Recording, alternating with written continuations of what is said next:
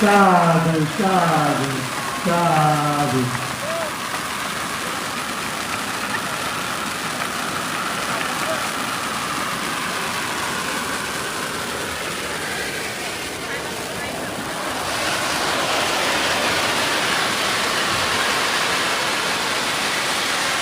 जय भीम, जय भीम, जय जय जय जय जय भीम। जय भीम, जय भीम। इंद्रवदन जी राजरत्न अम्बेडकर साहब का स्वागत करते हैं। ये खुद उन्होंने उनके हाथों बनी प्रतिमा है पेंटिंग की हुई। आपका बहुत बहुत साधुवाद इंद्रवदन जी। जय भीम, नमो बुद्धाय। और आपको पता नहीं था कि बुद्धिस्ट सोसाइटी ऑफ इंडिया है, अब आपको पता चल गया है, तो आप इसके साथ जुड़ जाइए। जय भीम, नमो बुद्धाय।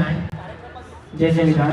इनका बहुत बड़ा फैन हूँ राजरत्न जी का, और मैं उनको रोज सुनता हूँ। राजरत्न अम्बेडकर साहब को रिक्वेस्ट करूंगा कि विश्व वंदनीय तथागत सम्यक संबुद्ध विश्व रत्न बोधिसत्व डॉक्टर बाबा साहब अम्बेडकर और जिन जिन महापुरुषों ने और महानायिकाओं ने हमारे हक और अधिकार की लड़ाई लड़ी, उन सभी महापुरुषों को और महानायिकाओं को मैं त्रिवार वंदन करता हूं। आज the Buddhist Society of India, SC/ST, railway employees association, Akhil Bharatiya SC/ST railway employees association Sabarmati Ahmedabad, इन संगठनों की ओर से डॉक्टर बाबा साहब अम्बेडकर जी ने स्थापन की हुई संस्था बुद्धिस्ट सोसाइटी ऑफ इंडिया, भारतीय बौद्ध महासभा की ओर से आज संविधान दिन का यहाँ पर आयोजन हुआ है। आज के इस कार्यक्रम के अध्यक्ष, host, Buddhist Society of India के गुजरात के स्टेट प्रेसिडेंट बोधिराज विश्वास जी, आज के कार्यक्रम में उपस्थित मंच पर विराजमान मुख्य मेहमान सम्मानित अनिल प्रथम साहब, डायरेक्टर जनरल ऑफ पुलिस, विशेष अतिथि के तौर पर जिनको हमने सुना, BN परमार जी, अखिल Bharatiya SC/ST railway employees association, TR Parmar साहब, ट्रस्टी एवं संरक्षक संकल्प भूमि ट्रस्ट, आज का कार्यक्रम का जो संकलन कर रहे हैं वो रूपल बहन जी, कार्यक्रम के सभी अतिथिगण और यहाँ पर उपस्थित सभी मेरे भाइयों को, बहनों को, माताओं को राजरत्न अम्बेडकर की ओर से जय भीम। सबसे पहले तो आप सभी लोगों को संविधान दिवस की ढेर सारी मंगल कामनाएं। बैठे बैठे मैं सोच रहा था कि कहां से शुरुआत करूं। आज भले ही हम लोग संविधान दिवस के उपलक्ष्य में संविधान के गौरव के संदर्भ में यहाँ पर इकट्ठा हुए हैं, लेकिन इस संविधान सभा की नींव या संविधान जो इस देश में निर्माण हुआ, आज जो बाबा साहब ने इस देश को संविधान अर्पण किया, इस संविधान बनने के पीछे गुजरात का एक बहुत बड़ा हाथ रहा है। 23 सितंबर 1917 को डॉक्टर बाबा साहब अम्बेडकर जी को इस गुजरात की धरती से अपमानित होकर घर लौटना पड़ा, और बाबा साहब केवल अपमानित होकर ही नहीं गए। बाबा साहब ने संकल्प किया कि जिस जाति के वजह से मुझे ये सारा सहन करना पड़ रहा है, जिन जाति के वजह से, जिस मनु के कानून के वजह से हम पर यह अन्याय होता है, इतना पढ़ाई लिखाई करने के बावजूद भी बाबा साहब अम्बेडकर जी को यहां बड़ौदा सरकार में नौकरी करते समय एक घर रहने का ठिकाना यहां पर नहीं मिला। तो बाबा साहब अम्बेडकर जी इस धरती को, गुजरात की धरती को छोड़ते समय यहां से संकल्प लेकर गए कि जिस जाति व्यवस्था की वजह से मुझ पर यह अन्याय हुआ है, इसको खत्म किए बगैर मैं नहीं रहूंगा। और वहीं से इस देश के संविधान की नींव, मुझे लगता है यही से संकल्प भूमि से ये नींव रखी गई है। तो आज इसलिए मैं कहना चाह रहा था कि गुजरात का एक बहुत बड़ा रोल यहां पर रहा है। आज हम लोग संविधान का गौरव करने के लिए यहां पर इकट्ठा हुए हैं। हमने शुरुआत में संविधान का प्रियम्बल पढ़ा, उद्देशिका पढ़ी। ये संविधान 11 सेशंस में ये संविधान बना। 9 दिसंबर 1946 से इस संविधान के कामकाज की शुरुआत हुई और 26 नवंबर 1949 यानी आज से 72 इयर्स पहले बाबा साहब अम्बेडकर जी ने इस देश का संविधान निर्माण करके इस देश को अर्पण किया। इस देश के संविधान निर्माण करने के लिए 11 सेशंस का आयोजन किया गया और उन 11 सेशंस में से 6 सेशंस ये केवल प्रियम्बल के लिए है, उद्देशिका के लिए है कि संविधान का उद्देश्य क्या होगा। हम यहां पर इकट्ठा हुए 398 लोगों की यह संविधान सभा थी।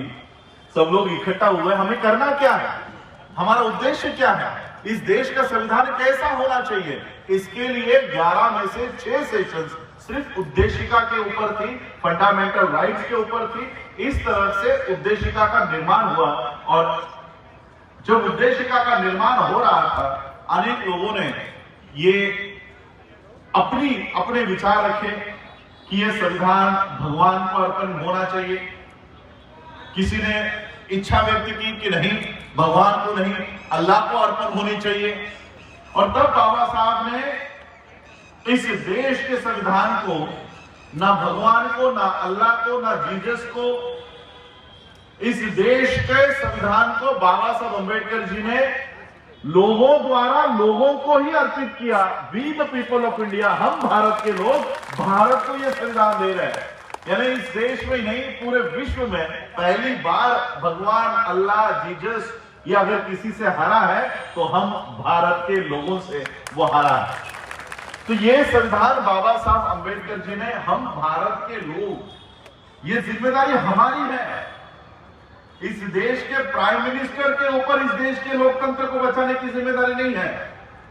इस देश के संविधान को बचाने की जिम्मेदारी प्राइम मिनिस्टर की नहीं है, सुप्रीम कोर्ट के जज की नहीं है, आपके कलेक्टर की नहीं है। ये जिम्मेदारी किसकी है? हम भारत के लोग। हम इस देश को कैसे बनाएंगे? इस देश में इक्वलिटी होगी, जस्टिस होगा, और ये कौन देगा? हमें देना है। हम उम्मीद किससे करते हैं? संसद से, कि वो इक्वलिटी लाएंगे। वो इक्वलिटी नहीं लाएंगे, वो तो और इनजस्टिस फैलाने का काम करेंगे। जस्टिस की मांग आपको करनी है। कमला हैरिस, यूनाइटेड स्टेट्स की वाइस प्रेसिडेंट, ये अपने भाषण में कहती है कि डेमोक्रेसी इज नॉट गारंटीड। लोकतंत्र ये हमेशा के लिए नहीं होता, ये बदलता है, छीना जाता है।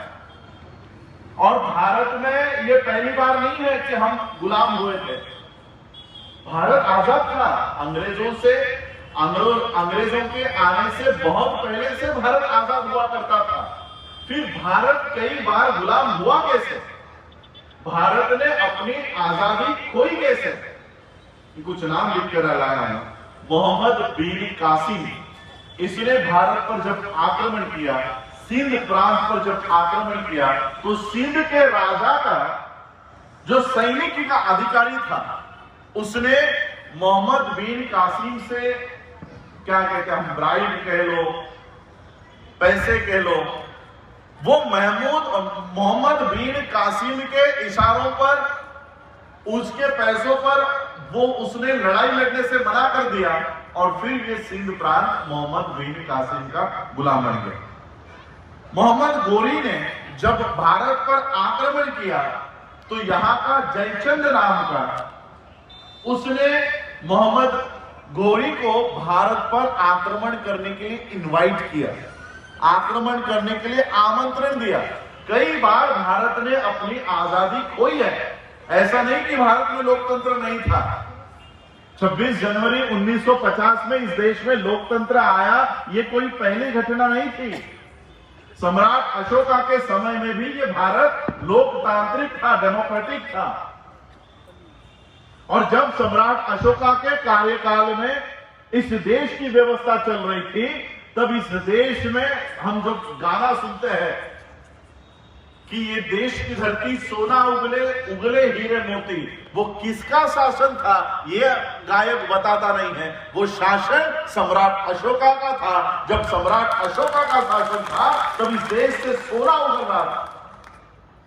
ये बात हम लोग हिस्ट्री में, इतिहास में पढ़ते हैं। सम्राट अशोका के कालखंड में इस देश में 17 वर्ल्ड की यूनिवर्सिटीज बनी, विश्वविद्यालय बने। आज जैसे हमारे बच्चे कोलंबिया जाते हैं, लंदन स्कूल ऑफ इकोनॉमिक्स जाते हैं, अलग अलग यूनिवर्सिटीज में जाते हैं, लंदन यूएस के लोग भारत में आते थे पढ़ाई करने के लिए। ये देश उस समय एजुकेशन का सबसे मुख्य केंद्र हुआ करता था। वर्ल्ड के सभी इंटेलेक्चुअल्स इस देश में पढ़ाई करने के लिए आते थे। जब शासन चला गया, मैं आपको बता रहा हूं कि इस देश के आंतरिक दुश्मन जो नहीं चाहते इस देश को लोकतांत्रिक बने रहना, वो लोग हमेशा इस देश के डेमोक्रेसी के अगेंस्ट खड़े हुए। उस समय सम्राट अशोका के कार्यकाल में राजा बृहदत्त की जब बारी आई इस देश पे शासन करने की, तब उसी के सैनिक ने, जिस तरह से मैंने मोहम्मद कासिम के सैनिक की बात की, ये कोई पहला सैनिक नहीं है, उससे पहला भी एक सैनिक होकर गया। राजा बृहदत्त के सैनिक में पुष्यमित्र शुंग नाम का ब्राह्मण सैनिक घुस गया और उसने मौका देखकर हमारे राजा की हत्या कर दी और डेमोक्रेसी को इस देश से नष्ट कर दिया।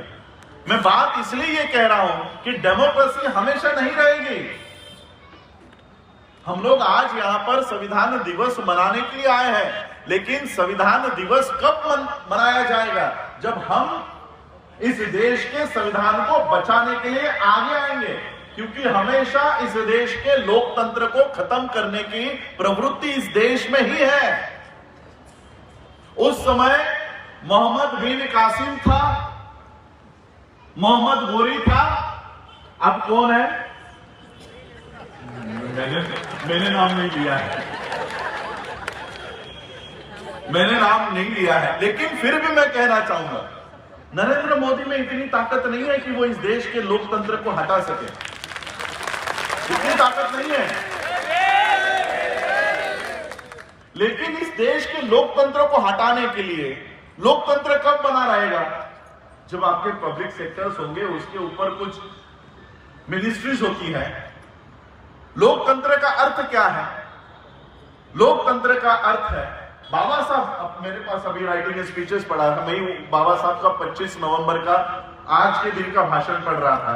बाबा साहब कहते हैं कि लोकशाही, लोकतंत्र का मतलब है कि बिना खून बहाए लोगों के जीवन में आर्थिक, सामाजिक, राजनीतिक, धार्मिक क्रांति हो, उन्नति हो, इसका अर्थ होता है लोकतंत्र।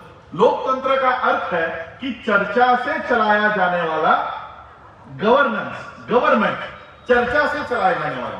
अब आप इन 4-5 सालों में चर्चा से चलाए जाने वाला शासन देख रहे हो। फॉर एग्जाम्पल, नोटबंदी इस देश में होती है। नोटबंदी, करेंसी किसका विषय है? रिजर्व बैंक ऑफ इंडिया का। अगर इस देश में नोटबंदी करनी है तो रिजर्व बैंक ऑफ इंडिया का गवर्नर करेगा, लेकिन रिजर्व बैंक ऑफ इंडिया का गवर्नर नोटबंदी नहीं करता, वो नोटबंदी करता है देश का प्रधानमंत्री। किसान बिल लाने का काम किसका है? एग्रीकल्चर मिनिस्टर का। किसान बिल का भी इंट्रोडक्शन एग्रीकल्चर, हमें तो पता ही नहीं कि इस देश का कृषि मंत्री कौन है, आपको पता है? पहले तो हमें पता होता था, शरद पवार ये कृषि मंत्री हुआ करते थे, एजुकेशन मिनिस्टर के बारे में पता होता था। अब हमको एजुकेशन मिनिस्टर कौन है पता नहीं, कृषि मंत्री कौन है पता नहीं, उद्योग मिनिस्टर कौन है पता नहीं, हवाई जहाज जो हवाई उड़ाने होती है, एयर ट्रांसपोर्ट के मिनिस्टर होते हैं, वो कौन है पता नहीं। सारे मिनिस्टर एक ही है।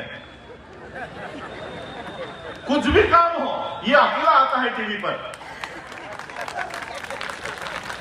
ये बाकी के 547 सांसद जिनको हमने चुना है, वो गए कहां पर? वो है कहां पर? तो देखिए, डेमोक्रेसी क्या है? चर्चा से चलने वाला शासन, डिस्कशन से चलने वाला गवर्नेंस। अब डिस्कशन ही नहीं है, गवर्नेंस है, लोकतंत्र है। उस समय उस समय मोहम्मद कासिम था, मोहम्मद गोरी था। अब इस देश के लोकतंत्र को खत्म करने के लिए प्राइवेटाइजेशन नाम का मोहम्मद कासिम खड़ा किया है। अब सारी व्यवस्था ही आप बेच दोगे। रेलवे बेच रहे हो, अब रेलवे ही बेचोगे तो रेलवे मंत्री किस चीज का बजट बनाएगा? बताओ मुझे। काम है किसी रेलवे बजट? पहले रेलवे बजट का एक अलग सेशन हुआ करता था, रेलवे बजट का अलग सेशन हुआ करता था। अब रेलवे बजट बनता ही नहीं। क्यों? रेलवे है ही नहीं हमारे पास। कुछ सालों बाद हवाई का जो मिनिस्टर होता है वो चला जाएगा। धीरे धीरे देश के, और ये मैं नहीं कह रहा हूं, इस देश की फाइनेंस मिनिस्टर साहिबा टीवी पर आकर कहती है कि अब इस देश के पास पैसे नहीं है, हमें देश चलाना है और इसलिए सभी पब्लिक सेक्टर को हम बेचेंगे, हम बेचने वाले। अच्छा, आपको पता है पब्लिक सेक्टर की निर्मित हुई किस लिए? पब्लिक सेक्टर की निर्मित इसलिए हुई कि कुछ लोग जिनको अपॉर्चुनिटी नहीं मिलती, जो प्राइवेट सेक्टर में जाकर जाति के वजह से उनको शायद नौकरियां ना मिले, इसलिए पब्लिक सेक्टर की निर्मित हुई कि एससी, एसटी, ओबीसी, एनटी, इन जाति के लोग जो पढ़ाई लिखाई तो कर गए, अब नौकरी में फिर से जाकर जातिवाद सहना पड़ेगा, इसलिए इन लोगों को अलग से नौकरियों की व्यवस्था भी पब्लिक सेक्टर के माध्यम से कर दी गई। अब ये क्या कहते हैं? पब्लिक सेक्टर लॉस मेकिंग है, ये लॉस में जा रही है, इसलिए हम इनको बेचेंगे। एचपीसीएल, बीपीसीएल का नाम आप लोगों ने सुना होगा। ये लॉस मेकिंग नहीं, प्रॉफिट मेकिंग कंपनीज है। करोड़ों का एक एक साल का प्रॉफिट है, लाखों करोड़ों का, फिर भी ऐसी संस्थाओं को बेचा जा रहा है। क्यों बेचा जा रहा है पता? इसलिए बेचा जा रहा है ताकि इस देश का संविधान उन कंपनियों पर लागू ना हो। अब संविधान तो देश में है, लेकिन संविधान लागू किस पर होता है? पब्लिक सेक्टर्स पर, पब्लिक स्कूलों पर, आप पर। बाहर से आई हुई कंपनी पर भारत का संविधान लागू होगा? उनको इस देश के सामाजिक जाति व्यवस्था, इनके बारे में जो हमारे फंडामेंटल राइट्स है, क्या वो कैरी ऑन करने वाले हैं? ये सवाल संसद में पूछा गया कि निर्मला सीतारमण जी, आपने घोषणा कर दी है कि हम पूरे देश की व्यवस्था को बेचने वाले हैं। रोड ट्रांसपोर्ट बेचेंगे, एयर ट्रांसपोर्ट बेचेंगे, वाटर ट्रांसपोर्ट बेचेंगे, रोडवेज बेचेंगे, पोस्ट ऑफिस बेचेंगे, एलआईसी बेच देंगे, एचपीसीएल बेच देंगे, रेलवेज बेच देंगे, बीपीसीएल बेच देंगे, सारे आप बेचने वाले हो। और ये बेचने के बाद जब प्राइवेट हो जाएगा तो क्या प्राइवेटाइजेशन में रिजर्वेशन होगा? ये सवाल है संसद में पूछा हुआ, और संसद ने इस बात को क्लियर किया कि जब प्राइवेट सारा पूरा देश हो जाएगा तब हम इस देश में प्राइवेट सेक्टर में रिजर्वेशन नहीं होगा। क्लियर किया हुआ है, आंसर दिया है संसद ने। संसद ने इस बात का आंसर दे दिया। अब ये सारी व्यवस्था क्यों हो रही है? आज आप लोग यहां पर जो बैठे हो, ये सिर्फ 72 इयर्स की बदौलत है। आज जो आप अच्छे अच्छे कपड़े में बैठे हो, कुर्सियों पर बैठे हो, अच्छे घरों में हो, आप सोचिए यही से 100 साल पहले बाबा साहब को इस गुजरात से जाना पड़ा, घर नहीं मिला था बाबा साहब को रहने के लिए। बाबा साहब को इस गुजरात में घर नहीं मिला रहने के लिए, लेकिन इन 72 इयर्स में आज आप लोग बड़ी बड़ी कोठियों में रह रहे हो। ये इस 72 इयर्स की बदौलत है, ये सिर्फ 72 इयर्स की बदौलत है। और मनुस्मृति, जिसका नाम सर लेने से कह रहे थे कि मैं उसका नाम भी नहीं लेना चाहता, सही में वो नाम लेने जैसी किताब है ही नहीं। मैं कभी कभी सोचता हूं कि बाबा साहब जो ग्रंथ के लिए इतना प्यार रखते हैं, अपना मुंबई का घर बाबा साहब ने खाली करवाया, राजगृह खाली करवाया। मेरे दादाजी, दोनों दादाजी, मेरे सगे दादाजी मुकुंद राव, उनके बड़े भाई यशवंत राव, हम सभी लोग उस राजगृह में रहा करते थे। मेरे पिता का जन्म राजगृह था। लेकिन जब ग्रंथों के लिए बाबा साहब ने देखा कि अब मुझे ग्रंथों के लिए घर बनाना है, तो बाबा साहब ने अपने परिवार वालों को घर से बाहर निकालकर 2 अलग अलग उससे भी बड़े बड़े बंगलों बांध कर दिए और राजगृह सिर्फ किताबों के लिए रखा, सिर्फ किताबों के लिए। विश्व में पहले ऐसे व्यक्ति होंगे जिन्होंने किताबों के लिए घर बनाया, किताबों के लिए। लेकिन वही महामानव एक किताब को सरेआम जलाकर, मनुस्मृति सरेआम जलाकर। सोचिए, जो व्यक्ति ग्रंथों से इतना प्यार करता है लेकिन एक ग्रंथ को सरेआम जलाते हैं। इसी ग्रंथ की वजह से आज इस देश में जो जाति व्यवस्था है, ऊंच नीच की व्यवस्था है, ये इसी की पैदाइश है। इसलिए बाबा साहब ने उस ग्रंथ को जलाने का काम किया। आज इस जाति व्यवस्था की वजह से आज जो हम लोग देख रहे हैं 72 इयर्स का संविधान, इसकी उम्र कितनी है? आज से वो 73 और 73rd ईयर में पदार्पण करेगा। जब संविधान लागू हुआ तब हमारा कोई बच्चा पैदा हुआ हो तो आज वो 72 इयर्स का होगा व्यक्ति, यानी एक ही जनरेशन। सेकेंड जनरेशन तो अभी एंटर हुई है। आज हम लोग 30-35 साल के हैं, हम तो अभी अभी संविधान को समझने लगे हैं। उसके अधिकार हम लेने वाले हैं। हमने अभी तक लिए भी नहीं होंगे। हमारे बच्चा, अभी एक बच्चा आकर गया 17 साल का है, संविधान का क्या उपयोग करता होगा? क्या उसको संविधान की बदौलत रिजर्वेशन मिलता है? नहीं मिल रहा। नौकरी मिल रही है? उसने तो अभी तक संविधान का इस्तेमाल करना भी शुरू नहीं किया। यानी संविधान का इस्तेमाल हमारे सिर्फ एक पीढ़ी ने किया है। कितने? एक पीढ़ी ने, 1 जनरेशन। इस संविधान के दायरे में अभी हमारी एक जनरेशन अभी पूरी तरह से बूढ़ी भी नहीं हुई, अभी वो बूढ़ी भी नहीं हुई, और हम पूरी तरह से संविधान में आए भी नहीं है, संविधान के दायरे में। उससे पहले ही संविधान को हटाने की बातें इस देश में होने लग गई। आपने सुना होगा 2 अक्टूबर को कोई एक बाबा है उत्तर प्रदेश में, उसने कहा कि 2 अक्टूबर से पहले इस देश को अगर हिंदू राष्ट्र घोषित नहीं किया तो वो सरयू नदी में जल समाधि लेकर मर जाएगा। आज भी जिंदा है। मैंने उस समय कहा था कि तू नहीं, तेरा मसीहा भी आकर इस देश को हिंदू राष्ट्र कभी नहीं बना सकता, कभी नहीं बना सकता। बाबा साहब अंबेडकर जी ने इस देश के संविधान को इस तरह से बनाया है। ये देश जितना हिंदुओं का है उतना मुसलमानों का है, उतना क्रिश्चियनों का है, उतना जैनों का है, उतना पारसियों का है, उतना बुद्धिस्टों का है। इतना ही नहीं, ये देश उनका भी है जो कोई धर्म नहीं मानते, उनका भी है कि नहीं, मैं इन सभी धर्मों को नहीं मानता। नो रिलीजन वालों का भी ये देश उतना ही है। इस तरह से बाबा साहब ने इस देश के संविधान को बनाया है। आप बाकी के सभी धर्म के लोग, ये लोग हिंदू राष्ट्र की घोषणा करते हैं, वो कहां जाएंगे? और इसलिए मैंने कहा कि लोकतंत्र, डेमोक्रेसी, ये हमेशा गारंटीड नहीं होती। हमें उसके बचाव के लिए हमेशा आगे आते रहना चाहिए। फॉर एग्जाम्पल, किसान आंदोलन आप देख रहे हैं पिछले 1 साल से शुरू है। 26 नवंबर से, पिछला 26 नवंबर में किसानों के साथ उनके सिंधु बॉर्डर पर मैं अपनी बात रख रहा था। आज 1 साल पूरा हो गया है। आज भी उन्होंने अपने आंदोलन को पीछे नहीं लिया। उनका क्या कहना है? बिल आप संसद में बनाते हो और घोषणा टीवी पर करते हो। संसद में अगर बिल बना है तो संसद में पीछे लो, या टीवी पर आकर मन की बात में क्या पीछे लेते हैं?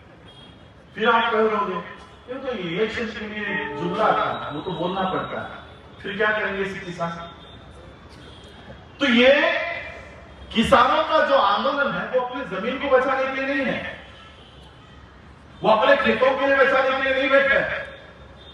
उन किसानों को यह पता चल गया कि किसान बिल अगर लागू हो जाता है तो हमारी जमीन हमारे हाथों से निकल जाएगी। जमीन निकलने के बाद, कॉन्ट्रैक्ट होने के बाद अगर कोई विवाद खड़ा होता है तो उसको न्यायालय में भी जाने का अधिकार नहीं है, कोर्ट में जाने का अधिकार नहीं है।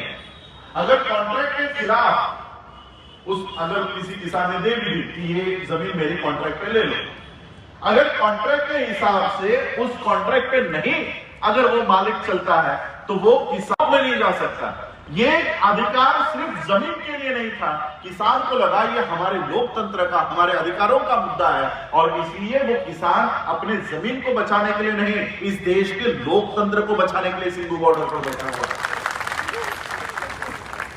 सीए का भी आंदोलन आप लोगों ने देखा होगा, मुस्लिम बहनें माताएं राह पर बैठी हुई थी और बाबा साहब के फोटो को लेकर बैठी हुई थी, विशेष बाबा साहब के फोटो को लेकर। अब वो बाबा साहब के फोटो को क्यों ले रही थी? क्योंकि उनको पता चल गया कि बाबा साहब ऐसा कानून बनाकर गए हैं कि न्याय देते समय किसी का धर्म नहीं देखा जाए। जब न्याय देते समय किसी का धर्म नहीं देखा जाए तो नागरिकता देते समय कैसे देखा जा रहा है? वो अपनी नागरिकता को बचाने के लिए नहीं, इस देश के संविधान को, लोकतंत्र को बचाने के लिए यहां पर खड़ी है। कोरोना की वजह से उनका आंदोलन पीछे हट गया। अगर वो कोरोना नहीं होता तो आज इस देश के प्रधानमंत्री को सीए एक्ट भी पीछे लेने की मन की बात करनी पड़ती, वो भी एक्ट की, ये एक्ट भी हम पीछे ले रहे हैं। तो ये मैं इसलिए कह रहा हूं कि ये 72 इयर्स में ये अभी 4-5 सालों से ही संविधान के साथ क्यों इस तरह की बातें हो रही है? मनुस्मृति कब से है पता है आपको? अब जब मैंने बाबा साहब के 1917 की बात की तब भी मनुस्मृति का ही कानून था। बाबा साहब के पिताजी राम जी बाबा, ये भी मनुस्मृति के दायरे कानून में ही जी रहे थे। उनके पिताजी वो भी मनुस्मृति के कानून में थे। हजारों सालों तक हम मनुस्मृति के दायरे में रह चुके हैं, हजारों साल। और ऑन एन एवरेज अगर हम 1500 साल भी पकड़े, 1500 इयर्स भी पकड़े, और एक व्यक्ति की ऑन एन एवरेज उम्र 100 साल की पकड़े तो 1500 डिवाइड बाय 100, 15 पीढ़ियां हमारी मनुस्मृति में गई। 15 पीढ़ियां। अब हमारी संविधान में कितनी पीढ़ी हो गई है? एक। 15 पीढ़ियां हमारी मनुस्मृति में गई है और एक पीढ़ी अब हमारी संविधान से सारे अधिकार करके अब रिटायर हो रही है। तो 1500 साल पुरानी मनुस्मृति को ये 70 साल के संविधान से इतना डर क्यों लग रहा है? क्यों लग रहा है? अरे 1500 साल तुमने इस देश पे राज किया, जाति व्यवस्था, ऊंच नीच, ये सब आपने 1500 साल में इस देश में फैलाया। अब कहां पर संविधान लागू हुआ है? 72 वर्ष का हुआ है। फिर आपको वो बाकी के जो लोग देश में, जयचंद जैसे लोग, और वो क्या है उसका नाम, पुष्यमित्र जैसे लोग आज फिर खड़े हो रहे हैं। वो क्यों हो रहे हैं? मैं आपको उदाहरण देना चाहता हूं क्यों ये लोग इस देश के संविधान के खिलाफ हैं, या क्यों ये इस देश के संविधान को हटाना चाहते हैं। ऑफिशियल बयान है इस देश के अनेक सीएमओं का, जैसे हरियाणा के सीएम थे खट्टर, इन्होंने 2-3 साल पहले ये बयान दिया था कि इस देश में धर्म के आधार पर संविधान होना चाहिए। धर्म के आधार पर संविधान, नया कानून। और अभी हमने नए बयान पढ़े हैं मांडलेश्वर और बाकी के लोगों के, और ये ऑफिशियल पदों पर है, आरएसएस के, विश्व हिंदू परिषद के ऑफिशियल पदों पर है। इनके बयान है कि मोदी जी इस देश के प्रधानमंत्री नया संसद बना रहे हैं, तो नए संसद में, नए संविधान में प्रवेश हो, नया संविधान में ही प्रवेश करो, जुना संविधान रख दो। क्यों दिक्कत है इस देश के संविधान से? मैं आपको बाबा साहब की जीवन की घटना बताना चाहता हूं, जिस वजह से ये बाबा साहब के संविधान को हटाना चाहते हैं। बाबा साहब जब छोटे थे, मनुस्मृति के दायरे में ही थे, मनुस्मृति का कानून लागू था। आज हम अच्छे कपड़े पहन रहे हैं। बाबा साहब जब उनकी माता भीमाई बाबा साहब को नए कपड़े लेने के लिए जाती, पूरे पैसे लिया करते थे। पूरे पैसे देने के बावजूद वो दुकान वाला बाबा साहब को कपड़े ऐसे ही नहीं देता था। पहले जमीन पर पानी डालता था, उसका कीचड़ बनाता था और फिर वो कपड़े कीचड़ में मैले करके फेंक के देता था कि तुम अछूतों को नए कपड़े पहनने की इजाजत नहीं है, ये गंदे कपड़े ही तुम पहने। ये मनुस्मृति का कानून था।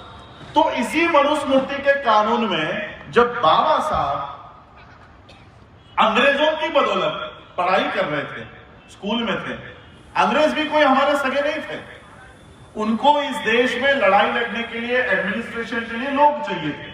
अब लोग चाहिए तो उनको प्रशिक्षित करना होगा, इसलिए उन्होंने स्कूल्स बनाए और वहां पर उनको तो जाति व्यवस्था मनुस्मृति पता नहीं थी, तो उन्होंने सबको भर्ती करना शुरू कर दिया।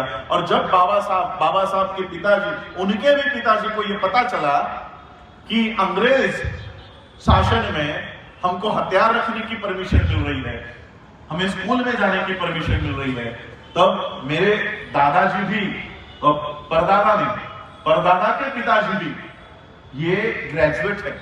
रामजी बाबा, आपने फोटो देखे होंगे ना रामजी बाबा का, सूट बूट टाई कोट में, बाबा साहब ही नहीं, उनके पिताजी भी टीचर थे, हेडमास्टर थे।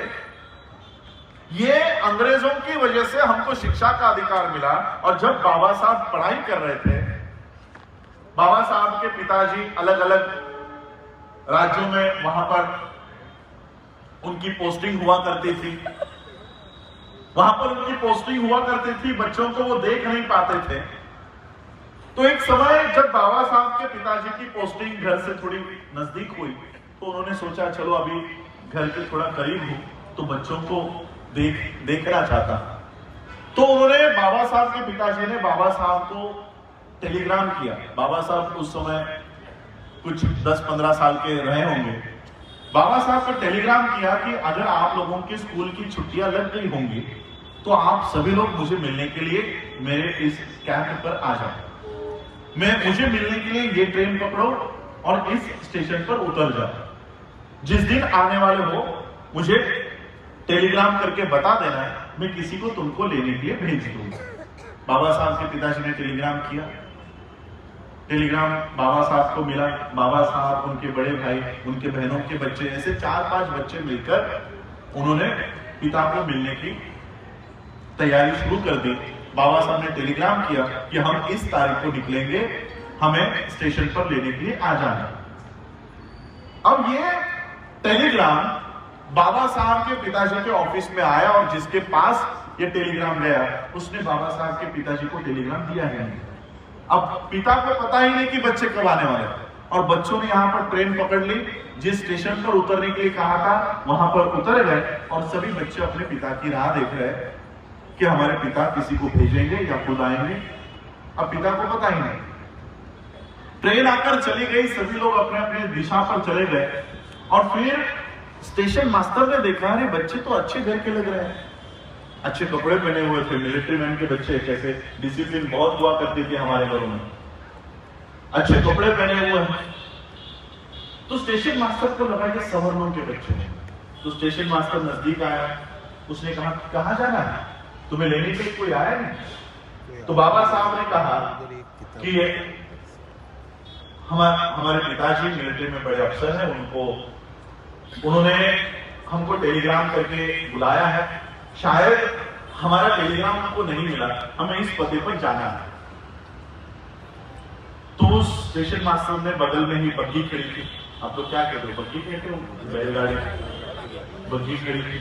उस बग्गी वाले ने बुलाया और कहा कि देखो ये बड़े अफसर के बच्चे हैं, इनको अपने पिता के यहाँ इस पते पर छोड़कर आ। तो उस बग्गी वाले ने भी सभी बच्चों को गाड़ी में बैठने के लिए कहा। सभी बच्चे गाड़ी में बैठ गए और ये गाड़ी बाबा साहब के पिताजी के स्थान के लिए रवाना हुई। थोड़ी देर बाद बग्गी वाला बच्चों से बात करने लग गया कि कहां से आए हो, तुम्हारा नाम क्या है, कौन जाति के हो। और जैसे ही जाति के बारे में पता चला, इसने बग्गी को रोका और सभी बच्चों को गालियां देकर नीचे उतारा। अरे तुम तो अछूत हो, मुझे लगा तुम लोग सवर्ण हो, तुम्हारे कपड़ों से मैं धोखा खा गया, अभी के अभी मेरे बग्गी से नीचे उतर जाओ। सभी बच्चे नीचे उतर गए। बाबा साहब के पास ज्यादा पैसे थे। बाबा साहब ने कहा कि ये पैसे ले लो, लेकिन हमें हमारे पिता के पास छोड़ दो। ज्यादा पैसे के लालच में वो बग्गी वाला बोला कि ठीक है, लेकिन तुम लोग अछूत हो इसलिए मेरे गाड़ी में बैठ नहीं सकते, मेरे गाड़ी के पीछे पीछे चलते चलते आना पैदल। और फिर ये बग्गी शुरू हो गई। 2-3 किलोमीटर चलने के बाद सभी बच्चे थक गए थे, उनको प्यास लग गई थी और वो बग्गी वाले से बाबा साहब ने कहा कि आपके पास जो पानी है वो थोड़ा सा पिलाओ, मुझे बहुत प्यास लगी है। बग्गी वाले ने कहा कि तुम लोग अछूत हो इसलिए मैं अपना पानी तुम्हें नहीं पिला सकता, अपना पानी तुम्हें पिला नहीं सकता, लेकिन आगे अगर कोई नदी आ जाए, नाला आ जाए, तुम्हें बग्गी रोक दूंगा, तुम लोग पानी पीकर आ जाओ। और 2 किलोमीटर होने के बाद उस बग्गी वाले ने देखा कि आगे कुछ पानी दिखाई दे रहा है, उसने गाड़ी रोकी और बच्चों को कहा कि वो देखो वहां पर पानी दिखाई दे रहा है, जाकर पी कर आओ। सभी बच्चे भागते भागते वहां पर गए। बाबा साहब ने देखा ये तो कीचड़ है, लेकिन प्यास लगी थी। बाबा साहब ने वो कीचड़ हटाया और वो गंदा पानी, बाबा साहब सभी बच्चे चुप कर उन्होंने वो पानी पिया। कपड़े मैले हो चुके थे, मुंह गंदा हो चुका था। थोड़ी देर बाद फिर वो अपने पिता के वहां पहुंचे। बाबा साहब के पिताजी ने दूर से ही देखा ये मेरे बच्चों की क्या हालत हो गई है, इन बच्चों के साथ क्या हुआ होगा। ये बाबा साहब के पिता को अंदेशा हो गया कि इन बच्चों के साथ क्या हुआ होगा। बाबा साहब दौड़ते दौड़ते अपने पिता के गले लग गए और रोते रोते बाबा साहब ने अपने पिता से पूछा कि मेरे साथ ऐसा क्यों किया गया, मेरे साथ ऐसा बर्ताव क्यों किया गया, मुझे बैलगाड़ी से क्यों उतार दिया गया, मुझे पानी पीने का अधिकार क्यों नहीं है, मुझे गाड़ी में बैठने का अधिकार क्यों नहीं है। अब बाबा साहब के पिता के पास बाबा साहब के सवालों का जवाब नहीं था, लेकिन बाबा साहब के पिताजी ने कहा इसी व्यवस्था को तुम्हें बदलना है, इसी व्यवस्था को बदलना है। और बाबा साहब के पिताजी ने बाबा साहब को ऐसे तैयार किया। बाबा साहब के पिताजी ने बाबा साहब को इतना पढ़ाया है। बाबा साहब को बड़ौदा सरकार के पास भी बाबा साहब के पिताजी केडुस्कर गुरुजी ये यहां पर वित्ती लेकर आए और बाबा साहब को फिर स्कॉलरशिप मिलकर बाबा साहब पढ़ाई लिखाई करके आए। जब बाबा साहब बड़ौदा की नौकरी करने के लिए यहाँ के लिए निकले तब राम जी बाबा उन्होंने झगड़ा किया कि मैंने तुमको नौकरी करने के लिए नहीं पढ़ाया, मैंने तुमको नौकरी करने के लिए नहीं पढ़ाया, तुम्हें हमारे पीढ़ियों पर होने वाले अन्याय अत्याचार का बदला लेना है, उसे बंद करवाना है, उसके लिए तुमको काम करना है। बाबा साहब के पिताजी बाबा साहब बड़ौदा के सरकार की नौकरी के खिलाफ थे, लेकिन बाबा साहब की दिक्कत यह थी कि स्कॉलरशिप इसी बेसिस पे मिली थी कि नौकरी करनी पड़ेगी, उसके अलावा स्कॉलरशिप नहीं मिलती।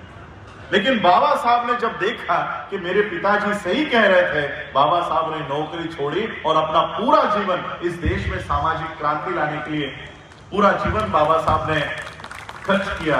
और उसी बच्चे ने, जिस बच्चे को बैलगाड़ी से उतार दिया गया था, बग्गी से उतार दिया गया था, कीचड़ का पानी पीने के लिए मजबूर किया गया था, बाबा साहब ने ऐसा संविधान निर्माण किया कि आज उस संविधान के बदौलत जिन संविधान निर्माता को बैलगाड़ी से उतार दिया गया था, आज उनकी पीढ़ियां हवाई जहाज उड़ाती है, हवाई जहाज उड़ाती है।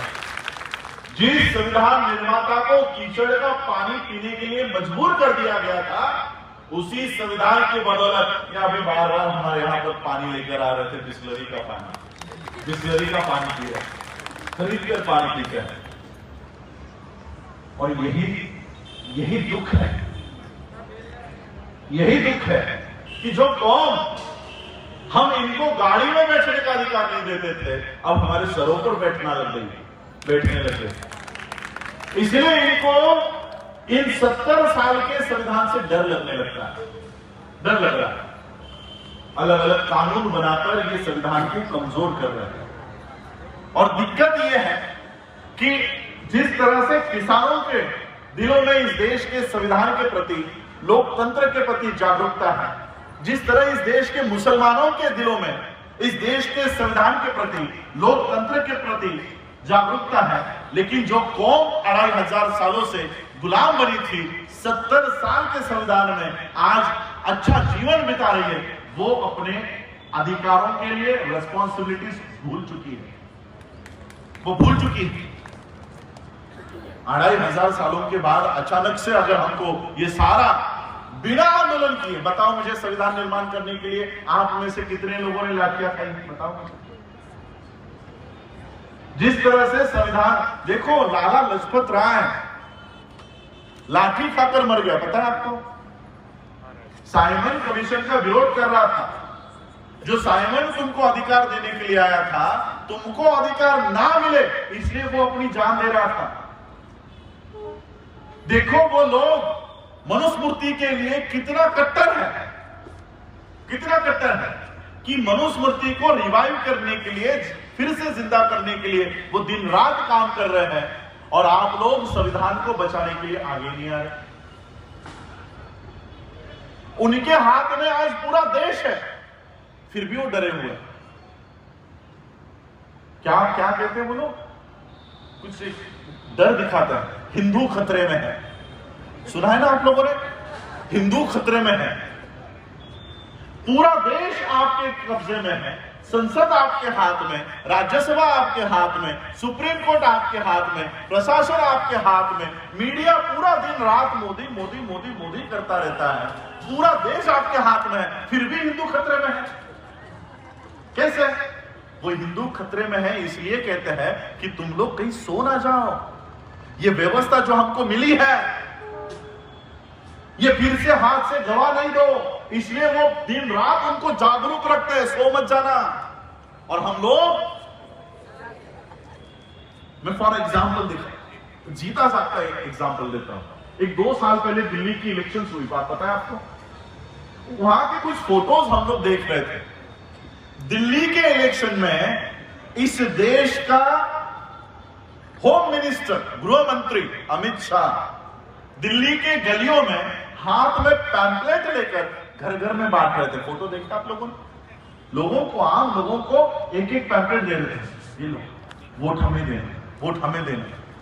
इस देश का गृह मंत्री, होम मिनिस्टर, पूरा देश उनके हाथ में है, लेकिन फिर भी वो गलियों में उतरता है, सड़कों पे जाता है और अपनी विचारधारा को फैलाने के लिए अपनी विचारधारा के पैम्पलेट बांट रहा है। कौन? Home minister. हमारे किसी जिला अध्यक्ष को कहा जाए कि ये पैम्पलेट बांटना, वो कहेगा मैं क्यों बांटूं, मैं क्यों जाऊं? उनके हाथ में पूरा देश है, फिर भी वो गलियों में जाते हैं। हमारे पास सरपंच, आपके यहां क्या कहते हैं सरपंच को? सरपंच ही कहते हैं, कई कई राज्यों में प्रधान कहते हैं। हमारे पास सरपंच भी नहीं है, फिर भी हम घरों में लेटे हुए हैं, बंगलों से बाहर नहीं आ रहा।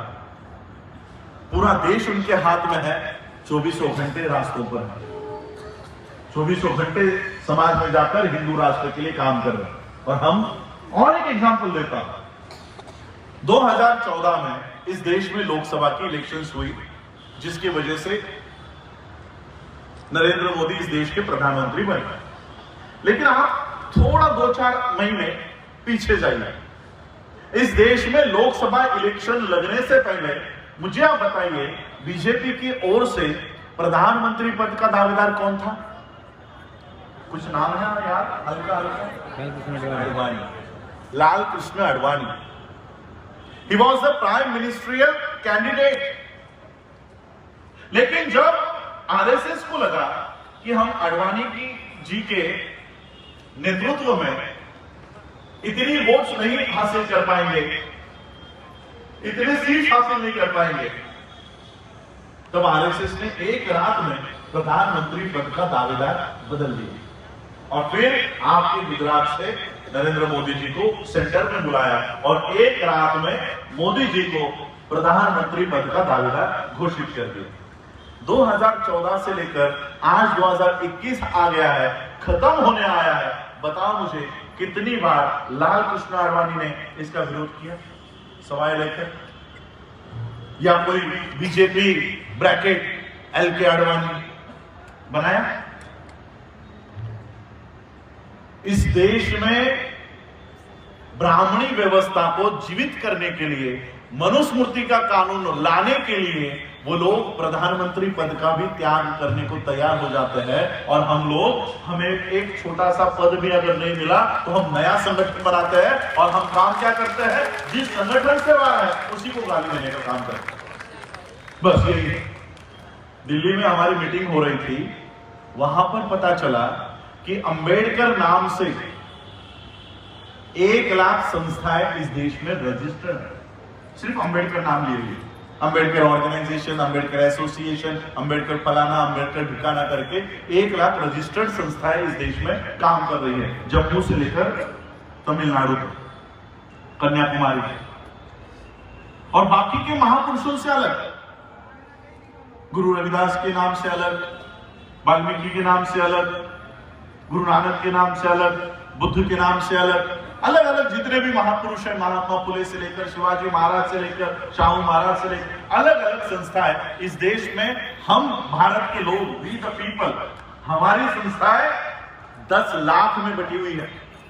10 लाख। एक संगठन का आदमी दूसरे से मिलना नहीं चाहता। एक संगठन पे 2-2, 3-3 विंग्स काम कर रही है। इन 10 लाख संगठनों पर सिर्फ 104 संगठन के लोग का राज कर रहे हैं। आरएसएस के सिर्फ 104 विंग्स है।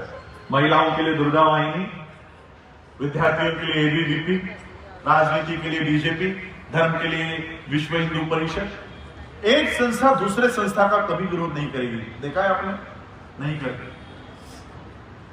एक दूसरे को पूरक काम करते हैं। हमारे 10 लाख संगठन हैं, लेकिन एक दूसरे से ही उलझ रहे, एक दूसरे की पेट खींच रहे। वो 104 है, लेकिन पूरे देश भर में कब्जा कर चुके हैं। और इसलिए हम लोगों को सही मायने में आज 72 इयर्स का ये संविधान हो चुका है, 73rd हम ये सेलिब्रेट कर रहे हैं। अगर सही में इसको 173rd में सेलिब्रेट करना चाहते हो, इसका जश्न मनाना चाहते हो, तो संविधान का जहां पर भी, कहीं पर भी खिलवाड़ हो, हम लोगों को आगे आना चाहिए। इस देश के संविधान को बचाने के लिए, डेमोक्रेसी को बचाने के लिए। आज इस देश के लोकतंत्र को हटाया जा रहा है, लेकिन हम लोगों को भनक तक नहीं है। न्यू एजुकेशन पॉलिसी आ गई, हम लोगों ने आज तक इसका विरोध नहीं किया। किसानों का बिल आया, किसान जागरूक थे, वो कानून वापस हो गया। कितने लोगों ने न्यू एजुकेशन पॉलिसी का विरोध किया? हमें पता ही नहीं ये पॉलिसी क्या है। नए नए कानून बनाए जाते हैं और इन कानून के बारे में हमें छोड़ो, हमारे राजनेताओं को पता नहीं। आज तक हमारे राजनेताओं ने, जिनको हम नेता कहते हैं, राष्ट्रीय नेता कहते हैं, उन्होंने आज तक इसका विरोध नहीं किया, अभी तक नहीं किया। क्या है न्यू एजुकेशन पॉलिसी? 5वीं के बाद आपके बच्चों को इस तरह से ट्रेनिंग दी जाएगी और फिर से मनुस्मृति का कानून क्या कहता है? चमार का बच्चा चमार बनेगा, नाई का बच्चा नाई बनेगा। ये अब कानूनी तौर पर लागू हो गया है। मध्य प्रदेश ने इस न्यू एजुकेशन बिल को इंप्लीमेंट कर दिया है। अब से वहां पर यह कानून लागू हो चुका है, धीरे धीरे पूरे देश में लागू हो जाएगा। बाबा साहब अंबेडकर जी ने अपने जीवन में 3 ही लोगों को अपना गुरु माना, तथागत बुद्ध, संत कबीर और महात्मा फुले। महात्मा फुले इन तीनों में से कोई भी किसी यूनिवर्सिटी में नहीं गए। बाबा साहब अंबेडकर अपने जीवन में महात्मा फुले इनको अपना गुरु क्यों मानते हैं? क्योंकि इन्होंने अगली पीढ़ी को निर्देश दिए कि हम भारत के लोग जो इस देश पर राज किया करते थे, हमारी हुकूमत इस देश में थी, हमारे राजा इस देश में थे, हम शूद्र बने कैसे? हम शूद्र बने कैसे? क्या कहते हैं महात्मा फुले? विद्या के बिना मति गई, मति के बिना नीति गई, नीति के बिना वित्त गया, वित्त के बिना इस देश के जो लोग हैं वो शूद्र बन गए। इसका मतलब क्या होगा? एजुकेशन, विद्या, एजुकेशन बंद कर दो, इनकी नीति चली जाएगी। नीति का मतलब क्या है? प्लानिंग। हम प्लानिंग ही नहीं कर पाएंगे। इनका एजुकेशन बंद कर दो, प्लानिंग बंद हो जाएगी। प्लानिंग बंद कर दो, इनकी स्पीड कम हो जाएगी। गति, स्पीड कम कर दो, प्लानिंग नहीं, स्पीड नहीं, पैसे कैसे कमाया जाता है पता नहीं होगा, पैसा चला जाएगा, फाइनेंस खत्म हो जाएगा, और फाइनेंस खत्म हो जाएगा तो इस देश के लोग शूद्र अपने आप बन जाएंगे। ये बात महात्मा फुले ने अपने आने वाले पीढ़ियों को बता दी और बाबा साहब अंबेडकर जी ने यही से महात्मा फुले के उद्देश्य पर काम किया और बाबा साहब ने कहा कि शिक्षा शेरनी का दूध है। महात्मा फुले क्या कहकर गए कि शूद्र कैसे बन गए? विद्या बनकर दी इन लोगों की। और फिर से वो विद्या संपादन करने के लिए बाबा साहब आपको कहकर गए कि शिक्षा शेरनी का दूध है, जो कोई पिएगा वो दहाड़ेगा जरूर। और बाबा साहब के इस आदेश पर काम करते करते हमारे लोग आईएएस बन गए, आईपीएस बन गए, डॉक्टर बन गए, लॉयर बन गए, प्रोफेसर बन गए। बाबा साहब ने जब ये आदेश दिया तब उस आदेश पर जो हमारी महिला काम कर रही थी, क्या वो ग्रेजुएट थी?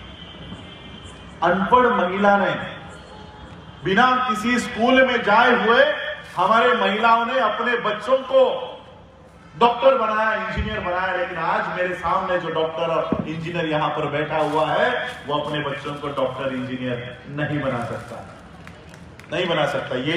ये आज की 2021 की सिचुएशन है। मुंबई में, मुझे आपके बात यहाँ स्टेट का पता नहीं, हमारे यहाँ पर एमबीबीएस का रेट चल रहा है 4 करोड़ रुपए एक सीट का। वो भी कभी नीट एग्जाम पास होने के बाद, पहले तो नीट में ही पास नहीं होंगे। आपका संविधान उठाकर पढ़ लीजिए, आर्टिकल 21C। बाबा साहब कहते हैं कि education will be the responsibility of states. शिक्षा ये राज्यों की जिम्मेदारी होगी।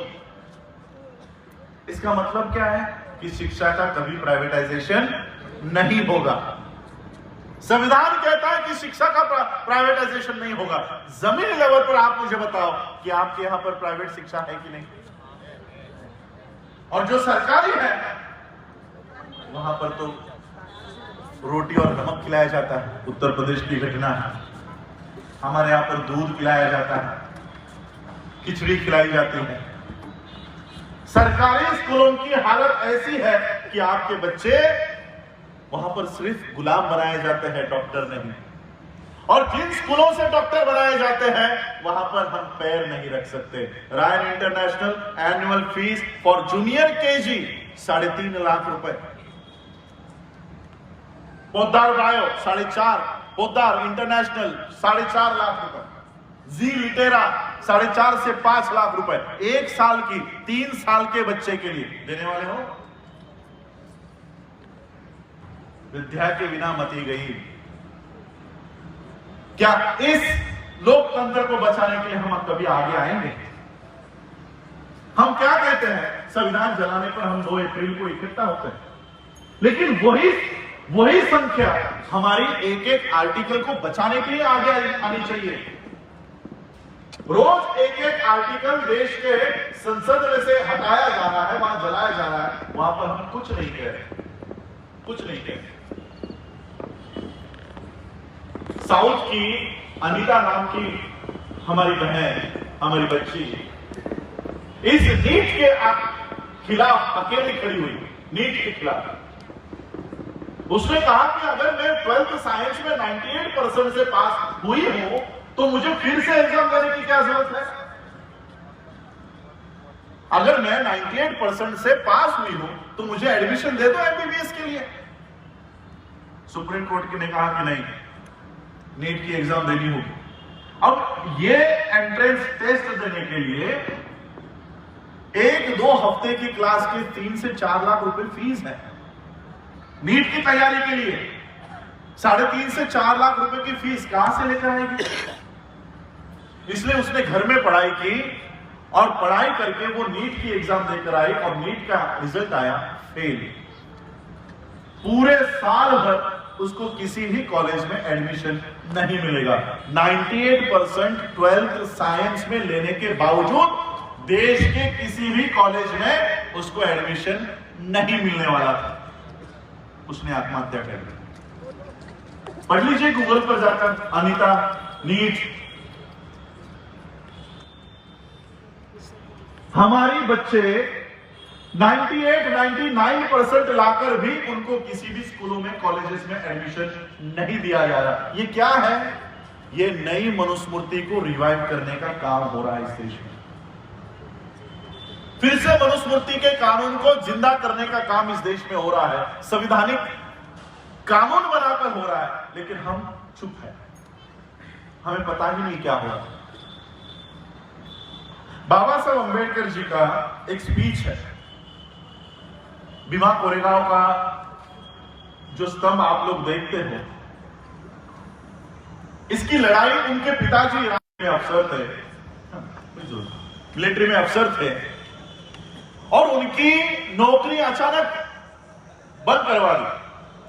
वो मिलिट्री लोगों ने आपकी ओर से लड़ाई इस देश में लड़ी है, आपका राज लाया है, और आज अचानक से आप हमारे बटालियन बंद कर रहे हो। इसके लिए कानूनी लड़ाई, ड्राफ्टिंग, लेटर्स, ये बाबा साहब के पिताजी ये लड़ाई लड़ रहे थे, लेकिन बाबा साहब के पिताजी के जीवितपन में ये न्याय नहीं मिला। लेकिन बाबा साहब के पिताजी के यानी राम जी बाबा के बेटे ने बाबा साहब के पिताजी का विजय हासिल करवाया। ये लड़ाई बाबा साहब के पिताजी बाबा साहब ने लड़ी, और बाबा साहब ने जो बंद हुई महार बटालियन थी वो फिर से शुरू करवाई। वो आज भी शुरू है, आज भी शुरू है। तब बाबा साहब ने स्पीच दिया। बाबा साहब कहते हैं कि इसमें दोष आप लोगों का है, दोष आपका है। जब अंग्रेजों ने उनके स्वार्थ के लिए, उनके लिए जब हमको नौकरियां देना शुरू कर दिया, शस्त्र धारण करने का अधिकार दे दिया, पढ़ाई लिखाई करने का अधिकार दे दिया, पैसे कमाने का अधिकार दे दिया, जब हमें पैसे मिल रहे थे, जब हम पढ़ रहे थे और आप लोग उसका इस्तेमाल कर रहे थे, तो उसी समय हमने अपनी व्यवस्था क्यों खड़ी नहीं की? जब अंग्रेजों ने हमको अधिकार दिए पढ़ाई लिखाई करने का, पैसे कमाने का, सैलरी भी तो मिल रही थी, तो उस सैलरी में से, उन पैसों में से हमने अपनी व्यवस्था क्यों खड़ी नहीं की? इसी संदर्भ को आज के परिप्रेक्ष्य में थोड़ा जोड़िए। संविधान मिला ना आप लोगों को, संविधान से नौकरियां मिली, नौकरियों से सैलरी मिली, पैसे मिले। अब 72 इयर्स के इस संविधान के कार्यकाल में कल को अगर इस देश का संविधान हटाया जाए, सबसे बड़े लूजर्स, सबसे बड़े जिनके ऊपर अन्याय होगा, अत्याचार होगा, वो वर्ग कौन सा है? आप, शेड्यूल कास्ट। मुसलमानों की उनकी खुद की शिक्षा की व्यवस्था है, स्कूल्स है ना उनके अपने हॉस्पिटल्स है, उनके अपनी नौकरियां हैं, सिखों के अपने स्कूल है, क्रिश्चियनों के अपने स्कूल है, सबके हैं अपने अपने, तुम्हारे हैं। इन 72 इयर्स में हमने अपनी व्यवस्था क्यों निर्माण नहीं की? बाबा साहब ने संविधान आपको क्या इसलिए दिया है कि इस संविधान के माध्यम से घर बनाओ, नौकरियां बनाओ, बच्चे पैदा करो, उनको फॉरेन में भेजो? अरे जब तक ये संविधान है तब तक अपने आने वाले नस्लों की तो उसका पूरा व्यवस्था खड़े करके जाओ। आज भी हम अपने बेसिक स्कूलिंग के लिए, एजुकेशन के लिए सरकार पर निर्भर है। हमें एडमिशन दो, हमें स्कूल दो, हमें हेल्थ दो, आरोग्य की व्यवस्था करो। और इसलिए आज मैं इसी काम के ऊपर लगा हूं कि इन 72 इयर्स के संविधान का ज्यादा से ज्यादा बेनिफिट हम लोगों को लेना चाहिए। संविधान का बेनिफिट आज मुसलमानों ने लिया, क्रिश्चियनों ने लिया, सिखों ने लिया, अपनी व्यवस्था बनाई। हमने आज तक अपनी व्यवस्था नहीं बनाई। शिक्षा के लिए आज भी हम निर्भर हैं, आरोग्य के लिए, हेल्थ के लिए आज भी हम दूसरों के ऊपर निर्भर हैं, नौकरियों के लिए भी आज हम सरकार पर निर्भर हैं। इसलिए इस 72 इयर्स में हमें अपनी खुद की व्यवस्था खड़ी करनी है। सैलरी मिलती है ना हमको, और ऐसा नहीं कि हम अपनी व्यवस्था खड़ी नहीं कर सकते। पिछले साल डॉक्टर बाबा साहब अम्बेडकर जी की जयंती हम नहीं मना पाए थे, लॉकडाउन की वजह से हम घर के बाहर नहीं निकल रहे थे। इकोनॉमिक टाइम्स में 16 अप्रैल को एक खबर छपी कि बाबा साहब अम्बेडकर जी की जयंती भारत में नहीं मनाई गई। मैं सोच रहा था ये इकोनॉमिक टाइम्स को क्यों इतना दुख हो रहा है, ये क्या फ्रंट पेज पे बाबा साहब की ऑनलाइन जो पत्रिका है उस पर लिखा है। तो पूरी न्यूज पढ़ने के बाद उस इकोनॉमिक टाइम्स का दर्द मुझे पता चला। उसने लिखा था कि बाबा साहब अंबेडकर जी की जयंती न होने की वजह से भारतीय अर्थव्यवस्था को, इंडियन इकोनॉमिक्स को 2100 करोड़ रुपए का लॉस हो गया। कितना? 2100 करोड़। यानी हम जब बाबा साहब की जयंती मनाते हैं तो लाइटिंग्स करते हैं, डीजे लाते हैं, पटाखे लाते हैं, नए कपड़े लाते हैं, घर को पेंटिंग करते हैं, अच्छे अच्छे व्यंजन बनाते हैं। इससे सारा मार्केट से हम जब लेकर आते हैं तो भारतीय अर्थव्यवस्था को एक दिन में हम कितना रुपए देते हैं? 2100 करोड़। पूरे देश भर का आंकड़ा है 2100 करोड़। अब आप थोड़ा सा सोचिए, जो समाज सिर्फ बाबा साहब अंबेडकर जी को अभिवादन करने के लिए एक दिन में 2100 करोड़ रुपया खर्च कर सकता है, क्या वो समाज अपनी व्यवस्था खुद नहीं बना सकता?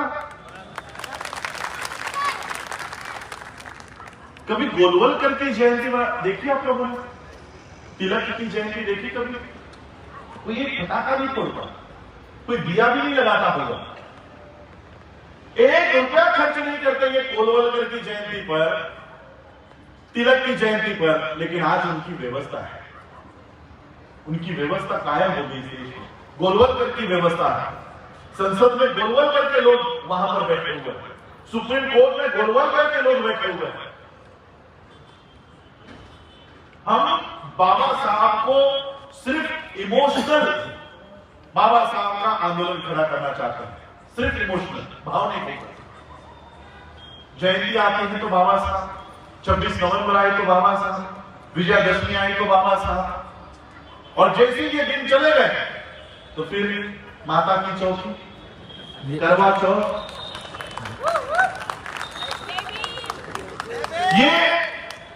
ये इस तरह से पैसे हमारे हैं, जहां किसके खाते में रहे हैं? उस माता के डब्बे में पड़ रहे हैं।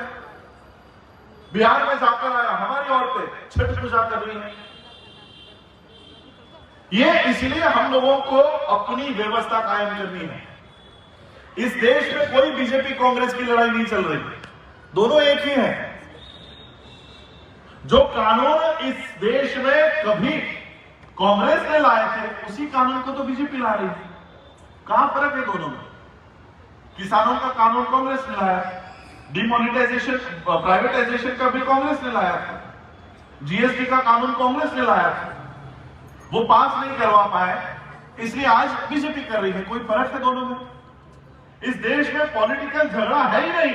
इस देश में जो झगड़ा है वो कल्चरल झगड़ा है, वो संस्कृति का झगड़ा है। किसकी संस्कृति इस देश में कायम रहेगी? ब्राह्मणी संस्कृति या बुद्ध की संस्कृति? यही संस्कृति का झगड़ा है। आज इस देश की 50% आबादी, 50% महिला 50% है। बाबा साहब कहते हैं राजनीतिक क्रांति के लिए पहले लोगों का मन मुक्त होना चाहिए। अब बताओ, 50% के लोगों के मनों पर गणेश छाया हुआ है, माता की चौकी बैठी हुई है, वो शेरा वाली बैठी हुई है, इनके मन मुक्त है। जब आपके मन ही मुक्त नहीं है, आपकी राजनीतिक क्रांति कहां से होगी? कहां से होगी? और इसलिए बाबा साहब ने कहा कि राजनीतिक क्रांति से पहले सामाजिक और धार्मिक क्रांति होनी चाहिए, तब जाकर इनके मन मुक्त होंगे और तब जाकर ये सत्ता हथिया लेंगे। उसी तरह से जैसे तथागत बुद्ध ने काम किया, तथागत बुद्ध के धार्मिक प्रचार का सारा बेनिफिट सम्राट अशोका को मिला। हमारे यहां पर सभी को सम्राट अशोक बनना है, तथागत बुद्ध के मार्ग पर किसी को नहीं चलना। जब तक तथागत बुद्ध के मार्ग पर नहीं चलोगे, आप में से सम्राट अशोक कोई नहीं बनेगा, कोई नहीं बनेगा। 22 प्रतिज्ञा का पालन नहीं होगा तब तक आपके मन मुक्त नहीं होंगे। बाबा साहब ने 22 प्रतिज्ञा दी आपके मनों को मुक्त करने के लिए, कि आपके मनों को, मस्तिष्क को पहले मुक्त करवाओ, उसके लिए 22 प्रतिज्ञा दी। तो बाबा साहब ने संविधान के माध्यम से क्योंकि मुझे भी निकलना है, 8 बजे तक मुझे एयरपोर्ट पहुंचना है, तो मैं ज्यादा अपनी वाणी को खींचूंगा नहीं। लेकिन बाबा साहब ने आज संविधान के माध्यम से जो व्यवस्था कायम की है, ये हम लोगों का कर्तव्य है इसे बचाए रखना। याद रखिए, आप में से कोई फिर से कोई एक नया अम्बेडकर तैयार नहीं होने वाला। नई संसद सभा यहां पर नहीं गठित होने वाली, नई संविधान सभा यहां नहीं बनने वाली। इस लोकतंत्र को अगर बचाना है, इस लोकतंत्र को, संविधान को बचाना है, तो हम लोगों को इकट्ठा होना पड़ेगा। आज रेलवे एम्प्लॉयज एसोसिएशन भी इस मंच पर उपस्थित है। जिस तरह से किसानों ने उनके खिलाफ बने हुए कानून को हटाया, मैं कहता हूं इस देश में जितने भी SC ST एम्प्लॉयज के एसोसिएशन है पूरे देश भर में, उसी तरह से हमको रास्तों पर बैठकर ये प्राइवेटाइजेशन के बिलों को हटाने के लिए हमको इकट्ठा होना पड़ेगा। पहले देखो किस तरह से इन्होंने प्राइवेटाइजेशन के लिए या पब्लिक सेक्टर के लिए इमेज तैयार की। आज पब्लिक सेक्टर के एम्प्लॉयज कौन है? सरकार के जमाई। इनके लिए दिलों में नफरत पैदा की कि नहीं? अब लोग क्या कहते हैं, होता है तो अच्छा है, पब्लिक प्राइवेट हो रहा है अच्छा है। कोई इस देश में प्राइवेटाइजेशन के खिलाफ आवाज नहीं उठाएगा, क्योंकि उन्होंने पहले ही लोगों के मन बदल दिए। दिलों में लोगों के ये भावना भर दी है कि प्राइवेट होगा तो सबको नौकरियां मिलेंगी, पब्लिक सेक्टर की वजह से आपको नौकरियां नहीं मिलेंगी। लेकिन इस कोरोना काल में प्राइवेट हॉस्पिटल्स बंद थे और पब्लिक सर्वेंट भी रास्तों के ऊपर थे, ये भी आप लोग देखिएगा। तो इस तरह से पब्लिक सेक्टर के जितने एम्प्लॉयज हैं उनको भी ये काम हम लोगों को करना है। बाबा साहब ने संविधान देकर आप महिलाओं के तो सपने भी बदल दिए, यानी सपने बदलने का काम भी बाबा साहब आपके लिए करके गए।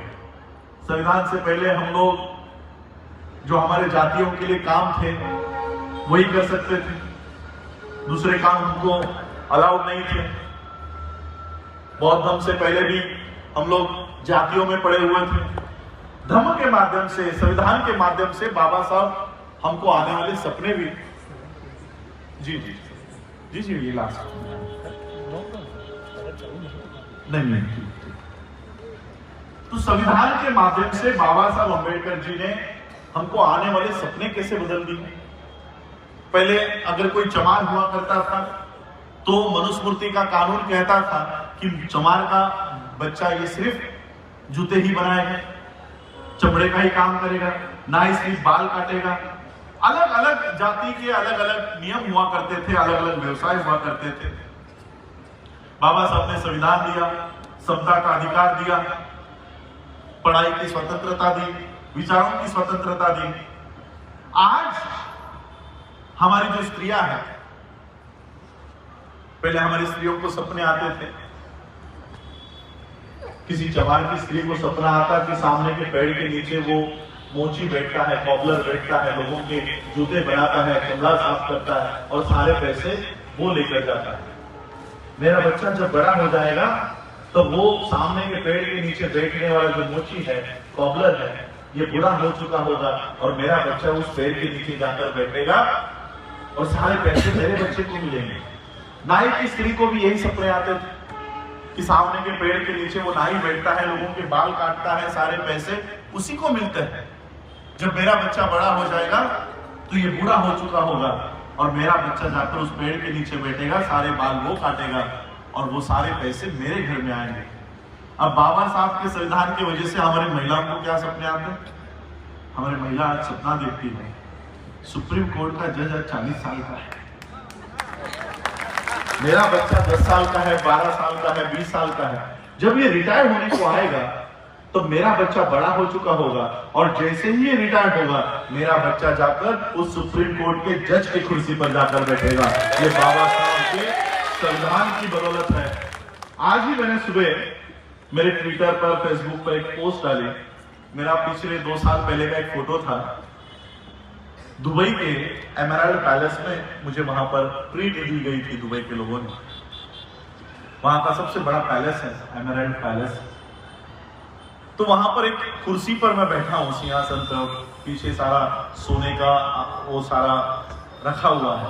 मैंने लिखा कि जिन बाबा साहब को बैलगाड़ी में बैठने नहीं दिया जाता था, आज उन्हीं बाबा साहब के संविधान के बदौलत उनकी तीसरी पीढ़ी सिंहासन पे, एमराल्ड पैलेस के सिंहासन पर बैठती है।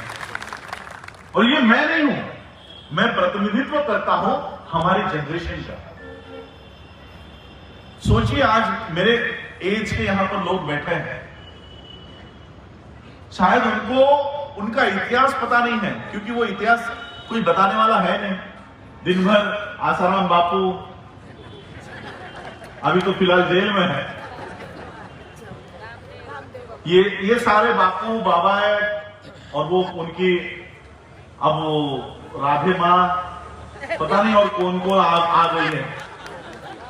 ये सब बैठने लग गए हैं। संस्कार चैनल, आस्था चैनल, ये सारे चैनल्स पर दिन रात ब्राह्मणिकल सिस्टम का प्रचार होता है। हमारे चैनल्स ही नहीं। हमारा इतिहास बताएगा कौन? हमारा इतिहास ही पता नहीं है लोगों को। और फिर हमारे इतिहास में देखो, जैसे मैंने कहा कि हम लोगों को इमोशनली वो बाबा साहब से जोड़ने का काम करते हैं, और इमोशनली हम लोगों को उल्लू बनाकर चले जाते हैं। जय भीम नाम ले लिया, अरे ये जय भीम बोल दिया। वैसे तो आज के दिन नरेंद्र मोदी भी सुबह से जय भीम जय भीम जय भीम चिल्ला रहा है। फिर लोग क्या कहते हैं, मोदी ने जय भीम बोला, मोदी ने संविधान को माथे से लगाया। एक तरफ माथे से लगाता है, दूसरी तरफ नष्ट करने का काम करता है। तो हम लोगों को ऐसे तितरों से बचना चाहिए। हम लोगों को अब कोई भावनिक होकर हम लोगों की जो ये लोग हम लोगों को फंसा रहे थे, वो हमको बंद करवाना होगा। अभी आप लोगों ने एक मूवी देखी होगी जय भीम नाम की, मुझे भी बहुत अच्छी लगी, बहुत अच्छी, बढ़िया रियल स्टोरी है। अब लोग क्या कहेंगे, अरे बाबा साहब की फिल्म है। वो फिल्म भले ही जय भीम नाम की है, लेकिन वो प्रचार कम्युनिज्म का करती है। आपने एक सीन देखा होगा आंदोलन में, वहां पर नीले झंडे नहीं, लाल झंडे वहां पर लगाए गए, लाल झंडे।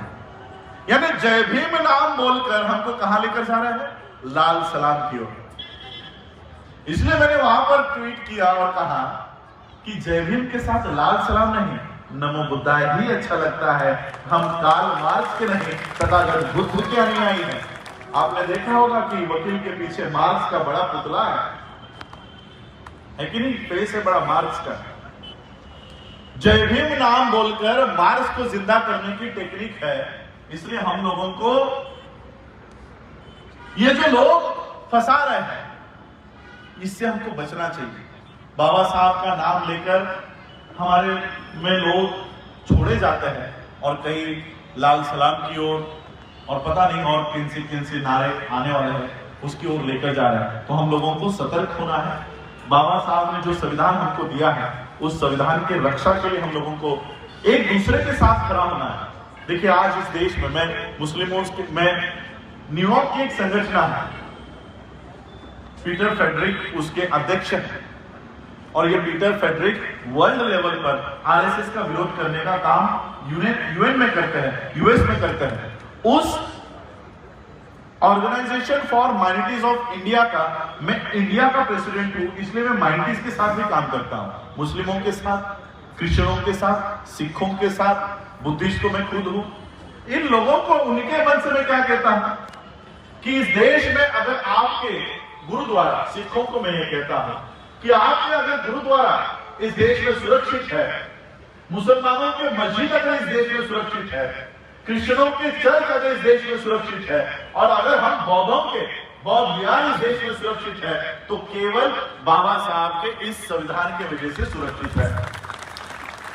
जैसे आपने आर्टिकल 25 का उल्लेख किया, ये आर्टिकल 25 हमें अपने धर्म का प्रचार प्रसार करने का, आर्टिकल 15 प्रचार प्रसार करने का अधिकार हमको देता है। तो मैं उनको हमेशा कहता हूं, अगर आपका कुरान, आपका बाइबल, आपका गुरु ग्रंथ साहिब, आपके गुरुद्वारा, आपके चर्चेस, आपके मस्जिद इस देश में संविधान की वजह से सुरक्षित है, तो आप सबका कर्तव्य होना चाहिए कि जो ग्रंथ आपको सुरक्षा देता है उसकी सुरक्षा करना यह हमारा पहला कर्तव्य होना चाहिए। ये लोगों के लिए आज हम तैयार कर रहे हैं। तो यही बात मैं आज आप लोगों को कहूंगा कि इस संविधान की रक्षा करना भी हम लोगों की जिम्मेदारी है। बाबा साहब आपके लिए कानून बना गए हैं, बाबा साहब अम्बेडकर जी ने आप लोगों के लिए अच्छे अधिकार दिए हैं, तो ये अधिकारों का संरक्षण करना भी हम लोगों की जिम्मेदारी है। तो सबसे आज के दिन की मैं आप लोगों को मंगल कामनाएं देता हूं। और ये दिन, संविधान दिन, आज 72 ईयर्स कंप्लीट हुए हैं। इसी तरह से मैं कहना चाहता हूं कि ये संविधान इतना उत्कृष्ट है। कितने बजे? आप लोग कहोगे कि ये तो बाबा साहब के परिवार का है इसलिए ये कह रहा है, लेकिन ये बात मैंने नहीं, बराक ओबामा ने कही है। बराक ओबामा संविधान के संदर्भ में कहता है कि अम्बेडकर, डॉक्टर अम्बेडकर हमारे देश में पैदा होते हैं तो हम सूरज का नाम बदलकर उसको अम्बेडकर कर देते हैं। इतना बढ़िया संविधान बाबा साहब का है। तो ये संविधान, इसकी रक्षा करना, इसको बचाना, और मैं तो ये कहना चाहता हूं 72 नहीं, ये संविधान इतना उत्कृष्ट है, इतना बढ़िया बनाया है कि 72,000 ईयर भी ये संविधान इस देश पर राज कर सकता है। इतना बढ़िया संविधान बाबा साहब इस देश का तैयार कर गए हैं। आज हम 73rd ईयर में पदार्पण कर रहे हैं। इसी तरह से हम इसकी सेंचुरी 100 ईयर्स भी सेलिब्रेट करें। उसके आगे आने वाली हमारी अनेक पीढ़ियां इस संविधान, बाबा साहब अम्बेडकर जी के संविधान को सेलिब्रेट करें, यही कामना करता हूं। और आप सभी लोगों को आज के इस दिन की बहुत बहुत ढेर सारी मंगल कामनाएं देता हूं। आप लोगों ने मुझे सुना, उसके लिए आप सभी लोगों का आभार, धन्यवाद। और सभी ऑर्गेनाइजेशन जिन्होंने आज के इस कार्यक्रम को सफल बनाया, उनका भी आभार व्यक्त करता हूं। डॉक्टर बोधीराज विश्वास जी, दरअसल मैं आप लोगों से माफी मांगना चाहता हूं, ये मेरा तीसरा या चौथा रिजेक्ट करने के बाद ये डेट मुझे देनी मिली है। तो विजयादशमी की डेट भी मैं आपको नहीं दे पाया, उसके पहले भी एक कार्यक्रम था वो भी डेट नहीं दे पाया। ऑल ओवर इंडिया मुझे जाना पड़ता है, वहां पर मेरे कार्यक्रम, यहाँ से जाऊंगा, कल हरियाणा जाऊंगा, हरियाणा से वहां से लौटकर शायद मैं फिर से 28 नवंबर के किसानों के ट्रैक्टर मार्च में हूँ, और वहां से लौटकर फिर मैं, आप लोगों ने बघेल साहब का नाम सुना होगा, उनके साथ 30 तारीख को छत्तीसगढ़ में वहां पर कार्यक्रम कर रहा हूं। तो दिन रात में सिर्फ इस संविधान के बदौलत अपनी स्वतंत्र व्यवस्था खड़ी करने का काम कर रहा हूं। बुद्धिस्ट सोसाइटी ऑफ इंडिया के माध्यम से हम अपनी स्वतंत्र व्यवस्था चाहते हैं। कितने साल इनके सामने गिड़गिड़ाए, इसलिए मैंने सबसे पहला जो काम महात्मा फुले ने बताया, बाबा साहब अम्बेडकर जी ने बताया, उसी को मैं रिवाइव करने का काम कर रहा हूं। जापान में जब मैंने अपने स्पीच को रखा, जापान के वर्ल्ड फेलोशिप ऑफ बुद्धिस्ट के कॉन्फ्रेंस में 128 देशों के साथ यहाँ पर इंडिया में कर रहा हूँ। 60 एकड़ की जमीन हमने बुद्धिस्ट सोसाइटी ऑफ इंडिया के माध्यम से यहाँ पर संपादित की है, और भारत में वर्ल्ड की सबसे बढ़िया बुद्धिस्ट यूनिवर्सिटी हम भारत में बना रहे हैं। आने वाले 5 सालों में हमारे बच्चे किसी स्कूल के रायन इंटरनेशनल, ऑक्सफोर्ड, जी लिटेरा और पता नहीं कैम्ब्रिज, इनके स्कूलों में ना जाते हुए हमारी जो बुद्धिस्ट यूनिवर्सिटी बनेगी, और ये यूनिवर्सिटी से हमने बेस्ट यूनिवर्सिटी से टाई अप किया हुआ है। Texas University, Columbia University, London School of Economics, Thailand की एमसीयू यूनिवर्सिटी, वियतनाम यूनिवर्सिटी, अनेक यूनिवर्सिटी के कोर्सेज हम भारत में लेकर आएंगे। हमारे बच्चे जो एलएसी में पढ़ने जाते थे, अब वो भारत में पढ़ेंगे, और उनकी डिग्री, उनकी सिलेबस, उनका एजुकेशन एलएसी का होगा, यानी बिना लंदन जाए वो यहाँ पर एलएसी की डिग्री प्राप्त करेगा। ऐसी एजुकेशन सिस्टम मैं आने वाले 5 सालों में यहाँ पर खड़ी कर रहा हूँ, और केवल आपके 2100 करोड़ रुपए एक दिन के खर्चे के 100 करोड़ रुपए महीने के लेकर 1 करोड़ रुपए, सॉरी 1 करोड़ रुपया एक महीने में मैं बाबा साहब की इस संस्था को देने वाला हूं। 1 करोड़ रुपया एवरी मंथ। ये कैसे देने वाला हूं? आप लोगों का भी साथ मुझे इसमें चाहिए। 1 लाख लोगों से हर महीने 100 रुपए लिए तो कितने रुपए बनते हैं? 1 करोड़। 100 रुपया एक महीने में आप लोग दे पाओगे? 1 लाख लोगों से मैं अंडरटेकिंग बनवा रहा हूं, कुछ पेपर्स में आपको भेज दूंगा। जो लोग 100 रुपया बाबा साहब के संस्था को देंगे वो अंडरटेकिंग लिख कर देंगे, हर महीने हमारे संस्था की ओर से आपको SMS आएगा। आपको आता है ना, अंबानी भेजता है मैसेज, भेजता है आपको। 80 दिन पूरे होते हैं आपका जियो का रिफिल करा था 500 रुपया, अंबानी भेजता है कि नहीं भेजता? 500 रुपए के लिए अंबानी अगर आपको मैसेज भेज सकता है तो 100 रुपए के लिए अम्बेडकर भी भेजेगा।